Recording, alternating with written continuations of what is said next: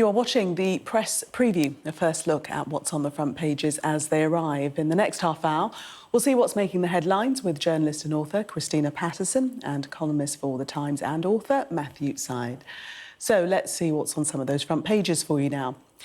The Observer reports on fears amongst Conservatives that the party will suffer a disaster at the next general election over economic policy, especially high taxes and the Chancellor's handling of the cost of living crisis. The Express claims an exclusive with calls from a former minister that the Chancellor should seize back billions of pounds in fraudulent COVID loans as what it calls a pain-free way to help ease the crisis. The Telegraph says the UK could build up to 7 new nuclear power stations in its drive to wean the country off its dependence on energy supplies from Russia. The Sunday Times reports on allegations surrounding the conduct of Tory MP David Warburton. He's reportedly denied any wrongdoing. The Sunday People leads with a call to catch what it calls the country's cruelest burglars, focusing on one victim, an elderly and frail man. While the Star has a story about the mother of baby P, Tracy Connolly, who's about to be released on parole.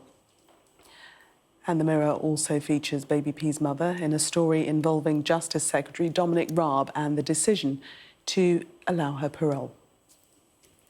And a reminder that by scanning the QR code you'll see on screen during the programme, you can check out the front pages of tomorrow's newspapers while you watch us. And joining me tonight, Christina Patterson and Matthew Syed. Welcome to you both. Let's start with the Observer and this story, which is deeply troubling. Russians use children as human shields near Kiev. Matthew. Yeah, truly dreadful. We're at a critical moment in the early stages of this war. I think it's obviously going much less well than Russia and Putin had anticipated. I think he overestimated the strength of his own military, underestimated the resolve of Ukraine, overestimated the extent to which Ukrainian generals might change sides, as they had done in Crimea. And I think the risk always is that if Russia struggled, they would resort to more brutality, particularly in terms of aerial bombardment. But what we're hearing in this story from the Observer and the next one in the Sunday Times is as they're withdrawing from Kiev, they have used children as human shields, but they've also mined corpses. And there's some evidence of the killing of civilians in a way when the civilians were unarmed. So I think it just goes to the barbarism that Putin is resorting to try and achieve war aims that he thought would be achieved far quicker. Yes, a quote here from a Ukrainian colonel saying that Russian soldiers have used Ukrainian children as hostages, putting them on their trucks. They're doing it to protect their vehicles when they're moving. I mean, they're obviously putting together a dossier of claims about how the Russians have been using children during this war, and this all feeds into the war crimes that we know are being committed. Christina. Yes. I mean, yes, it's utterly heartbreaking, the depths that Putin and his armies are sinking to every day. I mean, you end up running out of words actually to talk about it, because it's just, and my worry is, as this continues on the front pages day after day, that we almost become desensitized to the horrors that are going on. Because although it looks as though there is some mild cause for hope at the moment, in that the Russians are retreating from Kyiv and the Ukrainians are putting up an incredible fight, the fact is that the likelihood is that this war is not going to be over anytime soon. Putin has made it absolutely clear that he wants Ukraine, and whatever terms, if he even becomes serious about peace talks, and I think there's pretty much no evidence that he's serious about peace talks at the moment, I can't see him wanting to give up any of the land he's already got. And he clearly wants more. And I can't see that will be acceptable to President Zelensky or Ukraine. But in the meantime, Putin is essentially making Ukraine uninhabitable. It will be very, very dangerous for people to go back there for a long time. And we all hope that we will see Putin be tried for war crimes in the way that we saw the Nazis tried at Nuremberg. But I have to say that I fear that realpolitik and the fear of nuclear annihilation and the fear of World War III might get in the way of that. And I really hope that isn't the case, because we are literally seeing genocide against the people of Ukraine. And for them to be slaughtering and torturing children and using them as human shields is just beyond belief. Matthew, the Sunday Times gives further gruesome detail about the mutilated bodies of children. Yeah, this is a first-person piece by the Sunday Times reporter Louise Callahan.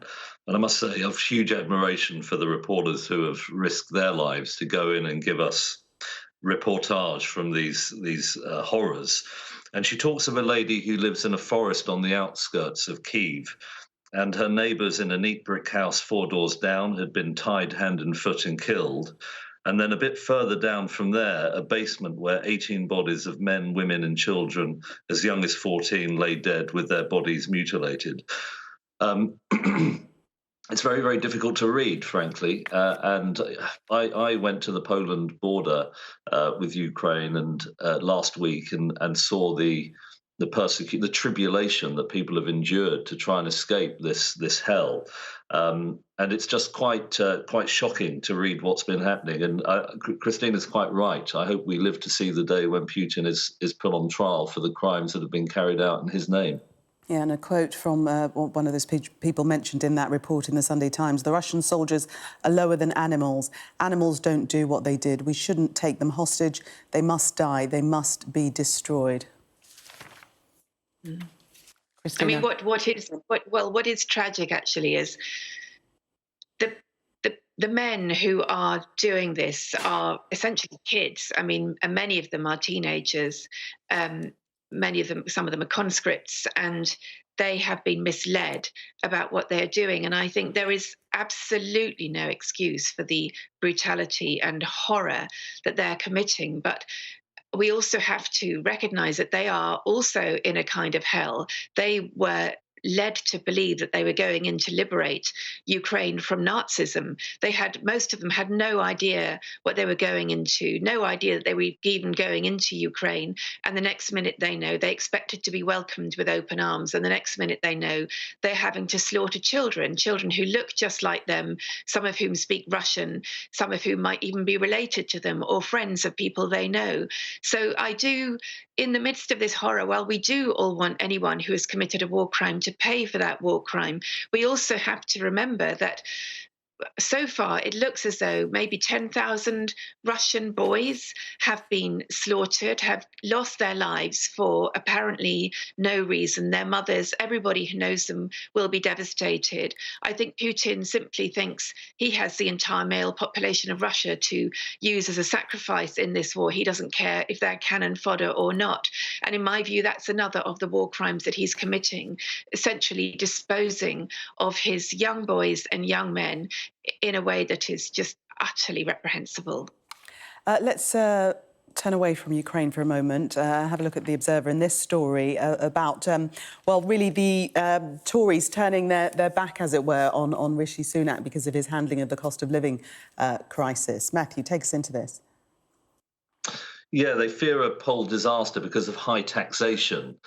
Taxes are at not a complete record high, but very, very high.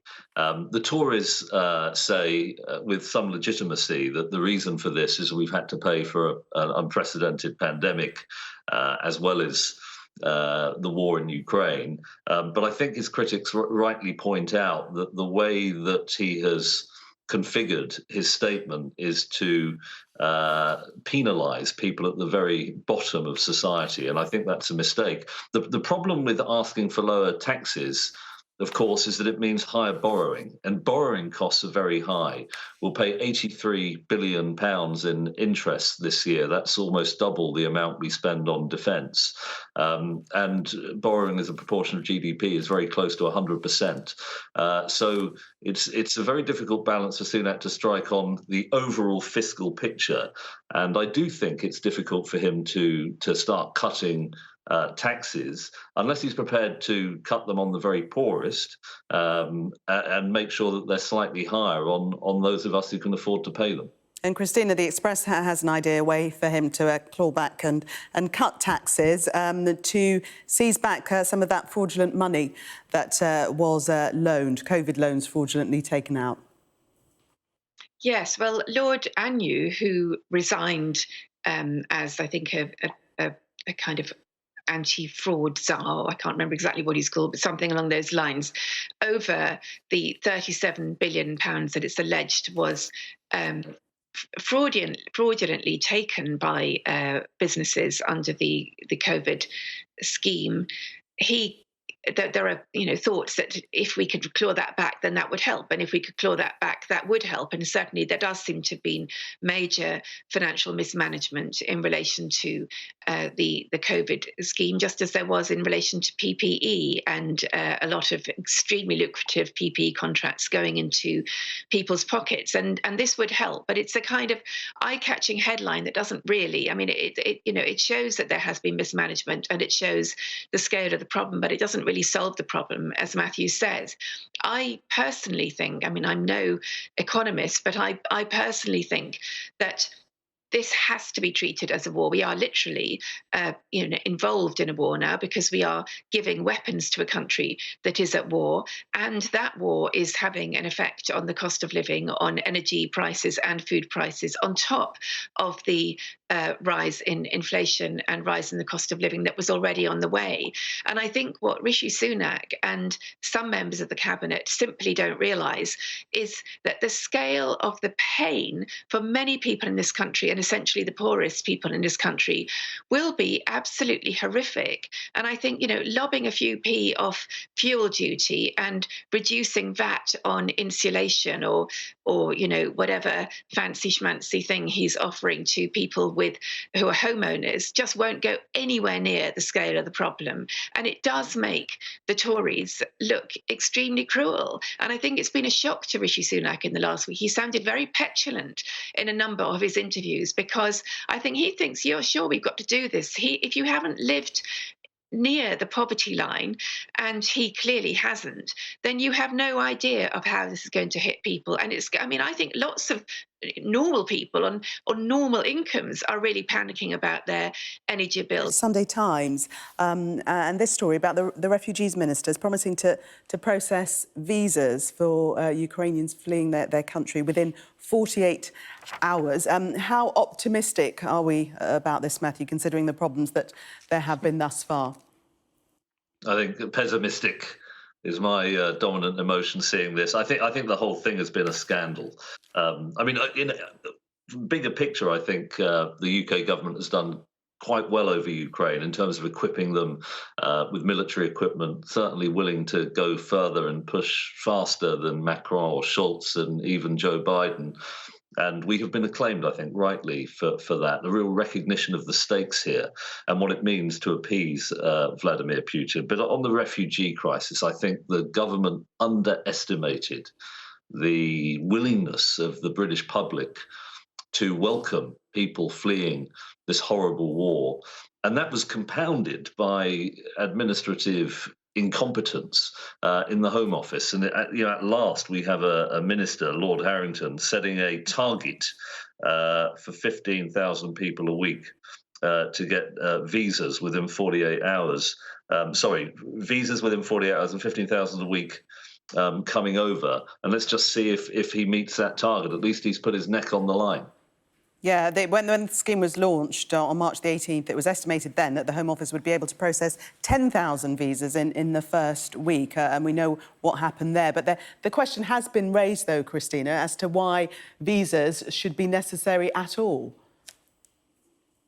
Well, I think it's fine to have some kind of minimal check, But we do have to remember that almost all the refugees coming into the country are women and children, because the men, if they're of fighting age, have to stay anyway. So they're either elderly men or women and children. And I think it's disgraceful, actually, to make people who are fleeing a war, fleeing the kind of thing we talked about a few minutes ago, where children are literally being slaughtered and tortured and used as human shields, as are adults, all of which are war crimes, to make them not only fill out a 51-page form, which is just ridiculous, but also clearly they were put through an obstacle course where they were sort of thrown from pillar to post, told to go from one non-existent pop-up visa processing place to another non-existent pop-up visa processing place miles and miles away.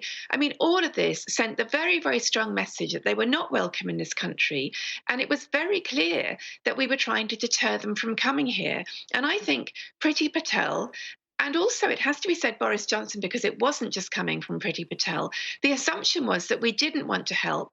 That whole sort of anti-immigration rhetoric, and it's not as though this is immigration. It's literally fleeing from a war. All of that was essentially about blocking people from coming here. And now what the government has done is put nearly all the responsibility onto individuals. And I just hope they do provide some kind of infrastructure of support, because people will need more than families looking after them. They'll need proper access to healthcare, education, etc. Indeed. And it remains to be seen if the Refugees Minister will be able to keep his promise, and that is to process visas within 48 hours. We shall see on that. Let's move on to the Sunday Telegraph and this story about our nuclear station ambitions, the Prime Minister's plans. Matthew. Yeah, very, very important story. First paragraph, we're going to build up 7 new nuclear power stations as part of an expansion of homegrown energy. I think security of energy supply is of such critical importance for our country in a geopolitical context that's ever more uncertain. We now have a war, of course, in Ukraine, but there is an alliance, a growing alliance between Putin and Xi Jinping of China.